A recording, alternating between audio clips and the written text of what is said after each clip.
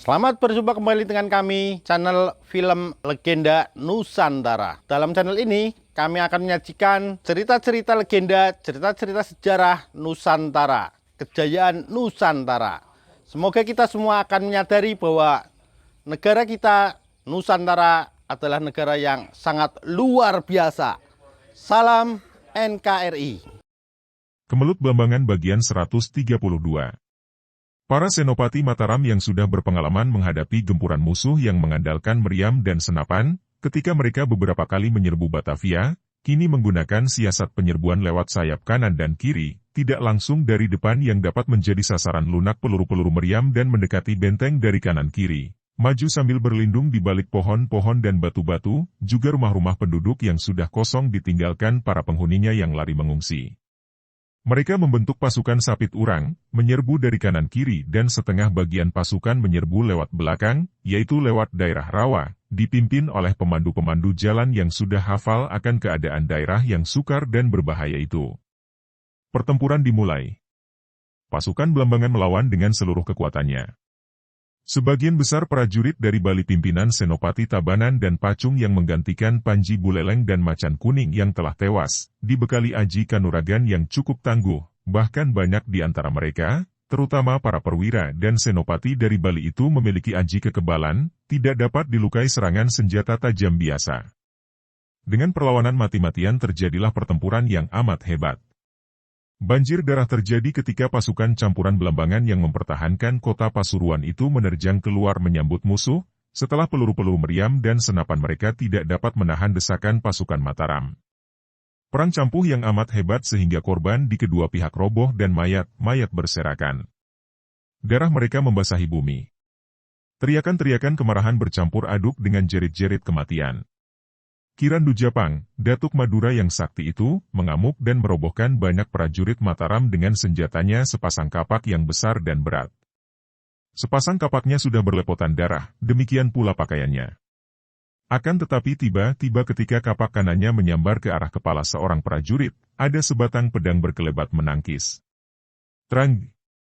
Bunga api berhamburan ketika kapak ditangkis pedang. Kirandu Japang terkejut karena dia merasa betapa lengan kanannya tergetar hebat. Ketika melihat siapa yang menangkis kapaknya dengan pedang, dia marah sekali dan sepasang kapaknya menyambar-nyambar dahsyat ke arah Muryani.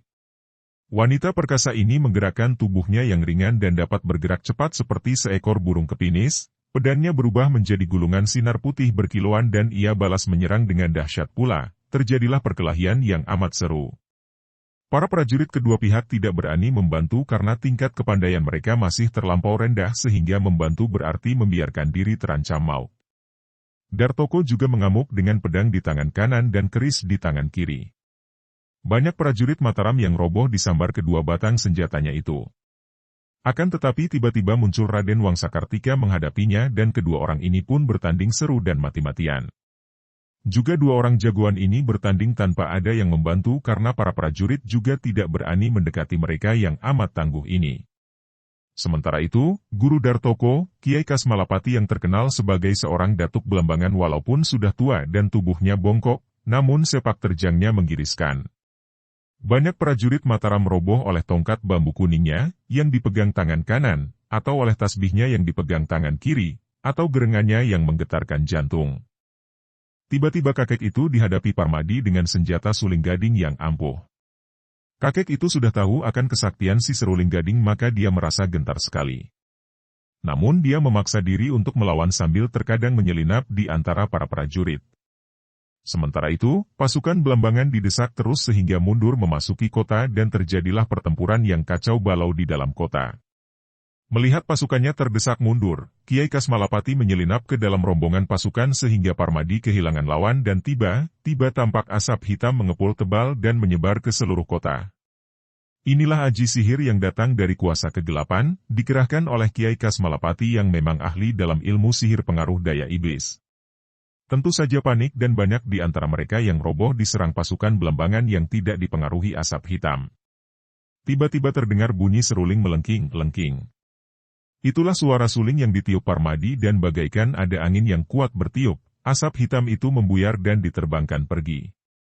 Setelah terbebas dari asap hitam, pasukan Mataram mendapatkan kembali semangat mereka dan banyak prajurit musuh yang bergelimpangan. Akan tetapi Kiai Kasmalapati, Dartoko, dan Kirandu Japang telah pergi. Orang-orang yang curang dan pengecut ini melarikan diri begitu keadaan tidak menguntungkan bahkan membahayakan keselamatan diri mereka. Bukan hanya mereka, juga ada beberapa orang Senopati Gelgel yang melarikan diri meninggalkan pasukan, keluar dari kota mencari selamat. Setelah Kitabanan dan Ki Pacung, 2 orang Senopati Gelgel Bali tewas, pasukan lalu menjadi kocar-kacir, tidak ada yang memimpin lagi. Banyak yang tewas dan sisanya melarikan diri cerai-berai. Kota Kadipaten Pasuruan dapat dirampas kembali oleh pasukan Mataram dan Sang Adipati Pasuruan menempati kembali istana Kadipaten yang sudah kehilangan banyak barang berharga, dirampok oleh pihak musuh dan penjahat-penjahat yang menggunakan kesempatan untuk mencuri barang-barang berharga. Pasukan Mataram lalu memperkuat perbentengan di Pasuruan. Pangeran Silarong tidak berani melanjutkan gerakan pasukannya sebelum menerima petunjuk dan perintah dari Sultan Agung. Penyerangan ke daerah Belambangan bukan merupakan tugas ringan. Belambangan yang bersekutu dengan Bali dan Madura, juga didukung daerah-daerah Jawa Timur, memiliki pula banyak orang sakti, amat kuat dan perlu perhitungan masak sebelum Mataram berani melakukan penyerangan besar-besaran. Apalagi mereka tahu bahwa diam-diam, Kompeni Belanda mendukung Belambangan sebagai siasat mereka untuk mengadu domba. Menurut para penyelidik, beberapa buah kapal besar Kompeni Belanda sudah tampak mondar-mandir di sekitar pantai Belambangan. Untuk sementara perang selesai dengan direbutnya kembali Pasuruan. Kedua pihak menyusun kekuatan, melakukan persiapan untuk perang selanjutnya. Wanita itu berpakaian sederhana, seperti pakaian wanita petani biasa. Akan tetapi kalau ada orang bertemu dengannya dan melihat wajah yang cantik jelita itu, tubuh yang langsing padat, dan kulit yang halus dan putih mulus, tentu akan menduga bahwa wanita dusun itu pasti bukan seorang wanita dusun biasa, melainkan seorang wanita bangsawan. Ia adalah Nimaya Dewi. Orang yang dulu mengenalnya, kalau melihat ia sekarang, tentu akan merasa terheran-heran. Terjadi perubahan besar pada diri wanita ini, baik keadaan lahir maupun batinnya. Sekitar 5 tahun yang lalu Maya Dewi adalah seorang wanita yang kecantikannya merangsang, sikapnya genit, lincah dan matanya menyinarkan kecabulan, juga kekejaman yang luar biasa. Pakaiannya selalu indah dengan hiasan emas permata yang serba mewah. 5 tahun yang lalu, dalam usia 32 tahun, ia masih tampak seperti seorang wanita seusia 20 tahun. Baik wajah, mata, mulut, bentuk tubuh, sikap dan gerak-geriknya ketika itu menggairahkan hati setiap orang pria sehingga banyak sekali yang tergila-gila kepadanya. Sekarang, dalam usianya yang 37 tahun, Maya Dewi memang masih tampak cantik jelita seolah usianya belum lewat 25 tahun.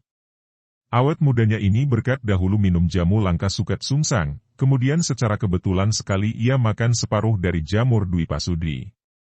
Tubuhnya masih langsing dan padat berisi berkat sejak kecil ia mempelajari ilmu kanuragan. Akan tetapi terjadi perubahan yang mencolok sekali dalam diri wanita ini. Hanya kecantikannya saja yang masih sama, walaupun dulu kecantikannya menggairahkan dan sekarang kecantikannya anggun membuat orang merasa segan dan hormat. Matanya yang terkadang mencorong itu tajam namun teduh, penuh kesabaran dan pengertian. Berbeda sama sekali dengan sinar matanya yang dulu selalu menyinarkan kekerasan dan terkadang membayangkan gejolak nafsu dan selalu menantang. Mulutnya dulu kalau tersenyum tampak genit memikat dan terkadang penuh ejekan, akan tetapi sekarang senyumnya tulus dan jujur. Suaranya yang dulu lantang galak, terkadang manja dan merayu, kini suaranya tenang lembut. Sikap yang dulu lincah dan genit, kini pendiam dan penuh sopan santun. Pakaiannya yang dulu gemerlapan mewah, kini sederhana sekali tanpa ada perhiasan sepotong pun.